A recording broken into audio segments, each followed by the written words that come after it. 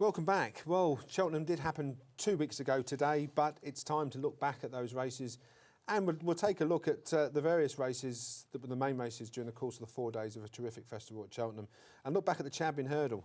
Now, you've already tweeted up that you don't think Faugheen's the machine. What the hell are you talking about? And why? Why? Let's firstly, I think it was a fantastic race. I think it is well up to standard. I'm not suggesting it's a champion hurdle, not well for his worth. I mean, from a ratings point of view, Faugheen, I had performance to a mark of 175. Now, last year's champion hurdle with jet ski, I had performance to a mark of 177. So okay, well let's get those figures up.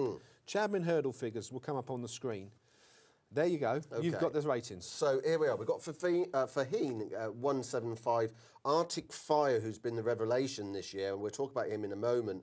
I mean, his progression up to now 173. I had him in the fight in fifth, running to a mark of 156.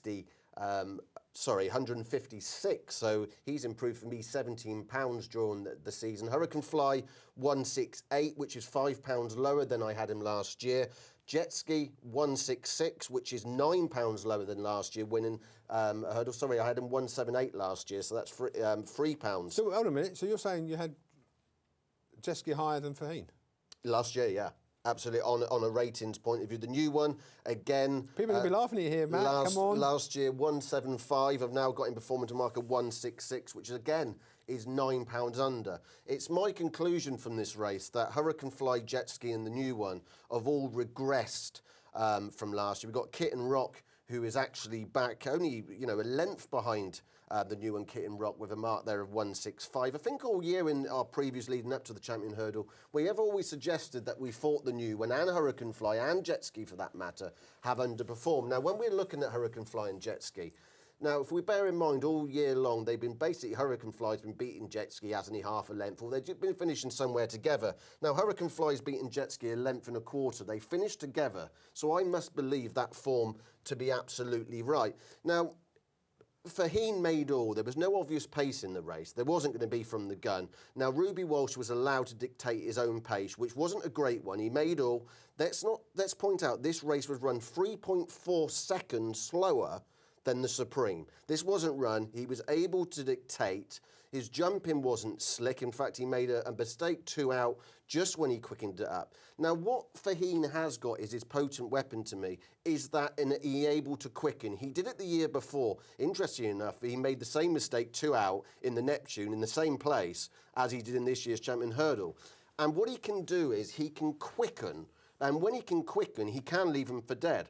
But if you watch the race back again, when he's coming down to the last, he is 3 lengths clear. He's been sent by Ruby, being driven out towards the line. Arctic Fire's got within a length and a half of him at the finish. Now, what I'm saying basically is I think he's shown more speed than the likes of Arctic Fire for me needs further. Hurricane Fly's already shown himself vulnerable at Cheltenham. And Jet Ski, the new one. I just thought Ruby, no one took Ruby on.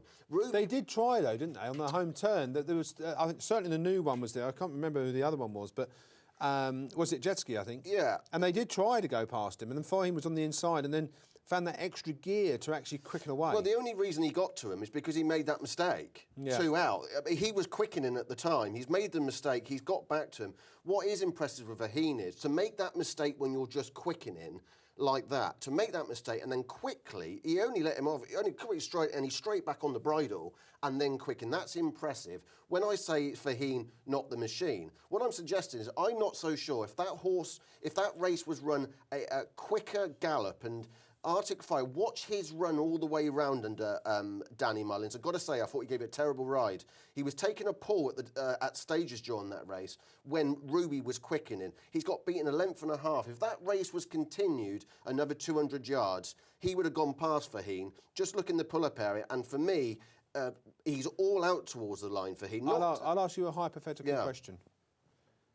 I'll ask you 2 hypothetical questions. Faugheen, if that horse ran in last year's Champion Hurdle, you're saying it wouldn't have won? On the ratings, in a slow run race, which is 3.4 seconds slower than a Supreme, on my ratings suggests no. We can't start saying, now, if people think that Jet Ski's turned up the same horse as he did in last year's Champion Hurdle, then you're gonna have to start shouting that Faugheen's run to marks in around the 184s, which is just nonsense because Arctic Fire couldn't have possibly improved like that. All right, let me ask you a second half before we move on. So, does Arctic Fire beat Faugheen next year?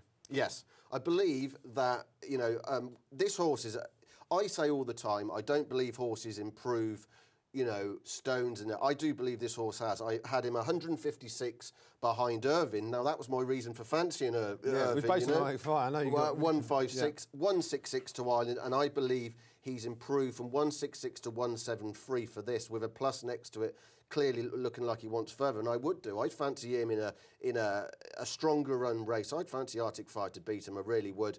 I think there's more scope for improvement with Arctic Fire. Willie Mullins said afterwards he hasn't even seen a rib on the horse yet. He thinks there's more improvement to come, and I don't know. With more positive ride than Arctic Fire, I got a feeling that he would have beaten Faugheen on that day. Okay, interesting. What do you think at home? Champion Chase, let's look back on that. And I must say I was very disappointed. We'll get the ratings up for the Champion Chase now. And Dodging Bullets, I mean, sort of followed the same path the side of Grugy did for much of it. And we were saying that if there was any question marks, the one without the question mark was Dodging Bullets. What do you take of this film? I think I was disappointed, very disappointing for me. Yeah, I mean, we must say, again, these ratings are my own private handicap ratings. They're not BHB ratings, just to make that clear. So I've rated Dodging Bullets 176, Summersby 175. If you go back and have a look at the Tingle Creek form, Dodging Bullets beat Summersby, give or take a quarter of a length here. They have actually run as they have there with Special Chuara, who of course beat Boulder Success round Kempton in the Desert Orchid around Christmas time is there on 173. Serge Gougy obviously won this race last year. 166. Now, last year I allotted the horse a mark of 177. I believe the horse is underperformed by £10. Another disappointment. Simply Ned there in fifth. And of course, the talking point, Sprinter Sacra, went off the 9-4 favourite. Clearly not the force of old. And what do you think it is, though, Matt? Because we talked about the Chairman Hurdle with horses digressing, and the same thing here. I mean, Cider Grugy digressed. Sprinter Sacra's obviously had the problems and digressed, and you haven't got an emerging talent. I mean, when Summersby finished second at the age that horse is, it wasn't a vintage Champion Chase. And in fact, probably one of the worst. Yeah, I mean, if you took, let's say that I know they ran in the rest, but Sprinter Sacra and Serge Gougy. Now we know that they haven't performed last year. If we'd have known that beforehand, how would they have bet? It makes a complete sense the result, doesn't it? Yeah. Dodging Bullets came here after winning the Tingle Creek with some. You could argue that Summersby was a good price at 33 to 1, but you're right, Peter. Summersby being there does let this Champion Chase down. But that's not taking anything away from Dodging Bullets, who obviously had a few problems last year, which has been ironed out. Just showed again, the genius that is Paul Nicholls there to sort that out. But obviously, going forward, be disappointed if something can come forward next year. But the disappointment is Sprinter Sacra pulled up, and it'd be interesting to see this race next year. But from a form point of view, the first three home, I think it makes complete sense. And, I say Serge Gougy and the ones in behind. I suppose Mr. Mole was also very, very disappointing. Yeah, who showed maybe some got to the good occasion. form. But yeah, as I say, when you've got Summersby there, which Cider Grugy and Sprinter Sacra have beaten hands down, Summersby's not going to improve for age. No, and I think it's also worth pointing out, I mean, the Mullins, if you're a Mullins supporter, you would have had a good Cheltenham. But let's not forget, and these are racehorses, and we've seen Sprinter Sacra. Who would have thought, he'd never be beat again? Sergeant Gougy. It's to assume that horses, no matter how impressive they are at this year's Cheltenham Festival, it really is irrelevant when we're talking about next year. So much can happen in race between now and then. So let's just make sure those horses, hopefully, fingers crossed, can get there in one piece. But this just goes to prove, not necessarily will they turn up in the same form. If they do turn up in the same form, then it's going to be another one, it's going to be another Mullins show. But this just goes to prove that they are horses, and at this very top level, to maintain that. And I think that's what shows us how great the likes of Court of Star wasn't it? Yeah, absolutely. To be able to do that. I mean, it'd be great to see Cider Grugy and Sprinter Sacra back to the best, but you'd have to question that, wouldn't you? Very good. Yeah, no, absolutely. I couldn't back him in another race. Okay. Right, World Hurdle, which I'm proud to actually say, if you look back on the World Hurdle preview, which we done in January, I went for this horse, Cole Harden, who actually had a wind-up. We'll take a look at the stats and give your view on the World Hurdle. Yeah. This race, again, I know that Officials Cross was close in fourth, but I think this has got more substance. I don't know what you think. Yeah, Cole Harden, again, another horse had a breathing up going into this.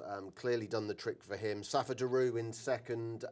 So we got, these are my ratings. Cole Harden 178, Safa Daru 175. Now, Zarkanda must have been the most unluckiest horse, nearly basically come down 172. He's the unlucky horse. At Fisher's Cross, come back, didn't he, to what he'd been showing all season. This was an incredible run for him at 171. The horse that I'm really going to take out of this race was Whisper back in fifth, who had a mark of 168. This was run on the new course on good ground. Now, he got trapped wide for the whole entire journey. Now, when it's soft ground at Cheltenham, it's worth being out there. You'll see a lot of jockeys go out there. But on good ground, it's a big disadvantage. And I'll be very, very interested in Whisper taking on this field again. Maybe. I'm not sure what's going to happen at Aintree. I don't know. I haven't seen any reports. But definitely I'm going to mark Whisper up from that 168. Whisper, of course, is closely matching hurdles form from the second Safa Daru when they used to meet each other at Foslas, and he's the one. Obviously, he had that bit of an absence as well. He's the one I'm going to take out of it. So Zarkanda, as I said, very disappointing. Do I think it was a vintage world hurdle? No, I don't. I think Cole Harden win the race 178. Usually on a world hurdle, I normally have them in the early 180s on my own ratings, but without a doubt. That would involve big bucks for a number of years, wouldn't it? So absolutely. I mean, obviously the magic of the wind-upper game for Cole Harden, but it was a fascinating aspect of the race was that Gavin Sheehan led all the way and maintained that pace, pretty much like the horse did early on, and we got carried away when it beat more of that, and obviously question marks against that particular form, and then got beat subsequently, but. It shows that early season form can never be discarded because it's come out and won a world hurdle. Yeah, absolutely. And he did make all, and it was at a very decent pace. And if I had a crab, Cole Harden, he was slightly jumping out at the left at times. But great for his trainer, great for his jockey. But I'd imagine, you've got to say if Zarkanda, if Zarkanda wouldn't have made that mistake, then I think we would have been talking about a different horse winning it. But it didn't happen. They're there to be jumped, of course. But no, I think the horse for me to take out the race, without a doubt, is Whisper of Nicky Anderson's. OK, now we've talked about a number of horses that have actually digressed, both in the Champion Hurdle and in the Champion Chase. But the fascinating race, as far as I was concerned, was the Gold Cup. And certainly the first three horses, and first four, you can actually say, that took part in this race. We'll get the stats up on this. But you've got an 8-year-old who's won it. You've got, it's basically a novice. You've got a 6-year-old who comes second. You've got Rota Richardson and Hollywell there. I mean, this is, as far as I'm concerned, we're going to see plenty of good races going forward, aren't we, with these animals? Yeah. When we look at, the last year's Gold Cup, I mean, it just went to show how poor that race, was for me.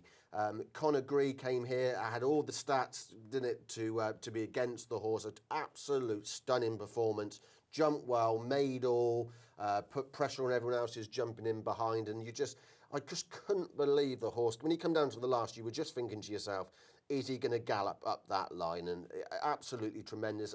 For Mark, my rating of 183, to give people an idea of what, that is a real mark. I'm normally looking for a Gold Cup winner on decent years of 182.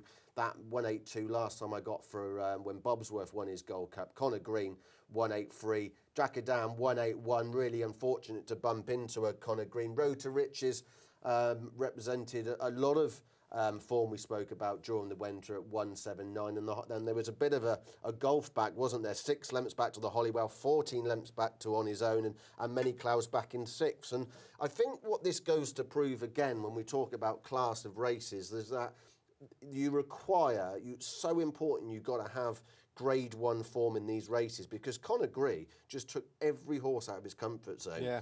I had Many Clouds, for example, running to a mark of 182 in a Grade 2 race. But when you come into Grade 1 level, it's a completely different kettle of fish. For the Bradstocks, wasn't it a great story? One bit of form I think we should mention, people going forward, that Conor Gree on his first start of the season over the fence, and I know he had a long absence, beat Dalarka of David Pipes, who's obviously been running over hurdles. Now, I know he'd been off the track a long time, and it was over 2.5 miles, But I can't help but think, when you consider that Delarca's got a handicap mark of 145 as a chaser, and I've got Conor Green now 183, it wasn't as if Conor Green was absolutely pulling a cart against that horse. In fact, he was giving it a race coming down to the last. I'd suggest keep an eye on Delarca jumping a fence. He just could be seriously well handicapped. And in terms of the second horse, I mean, it's only a 6-year-old. Ruby Walsh looked devastated in the way of him that he didn't win. I think they really fancied it on the day. I mean, that's a terrific performance. I mean, going forward next year, it's going to be terrific. If all these horses, certainly the first three are there, it's going to be a terrific race if they all keep fit. Yeah, I think again with Mullins and Walsh, and what really I respect out of it, not just that they train plenty of it and ride plenty of winners, is that the tacticians, it's the brains behind it. I watched a recent interview with their, what's that big owner called, who... Richie Rich, and it's the thought that goes behind. It's the sitting down. Who's going to make the pace? Who's going to do this? Ruby didn't get involved with that pace that Conor Green was going. When you watch it back, he's actually right at the back of the field. He's riding his own race. He's probably thinking, I'm not going to get involved in this. I thought he rode a tremendous race on the second, and it just, how Conor Green just kept on going. It's the first time that a novice has won the Gold Cup in an awful long time, and he's surely in that sort. I just hope that a novice winning a Gold Cup, you just hope that in some ways that is not left behind, and we can see the horse perform into next year. That's the only slight thing in the back of my mind, is think, blimey, because I don't, what anyone says to me, to put up that kind of performance as a novice, you must have had a tremendous hard race. Yeah. You must have done. And just quickly, I mean, we've got a couple more minutes. We've focused on the 4 main races, but looking back, I mean, that first day of Annie Power for the 4th time, unbelievable, wasn't it? That Annie Power. Do you buy the theory that he jumped the path?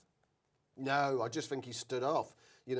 When I saw a shot of it, he just stood off too far, and Ruby, what could he do? I mean, I even seen people suggesting that, it was some kind of, the bookies had got into him and say, all that nonsense. But no, it was a fantastic festival. My times, I mean, I'm 35 and I've been reading form, I guess, for the last 15 to 16 years. For me, from rating, for everything about that festival, it was ultra competitive, and that wasn't because we had a load of rubbish. I think we're in a real good place at the moment with our National Hunt racing. It's ultra competitive, not because we haven't got anything coming through, is that we've got a lot of good quality coming through. And Duvan on the first day. Oh, impressive. it's every Mullins. As I said, next year if they all turn up, then it's going to be probably the same story. But let's not forget, these are horses. Look how many horses haven't made it this year. We spoke about him. Spinter Sacra, Sarja Guji. It's not an easy. These well-tuned animals to perform on the day. And the one I will be looking forward to taking on next year very much is, if he stays the champion hurdle route, and that is Faugheen. And do you think Indusa will go champion chase? Yeah, I don't know. I'd have to give that a bit more thought, but I haven't. Yeah, I have to give that some thought.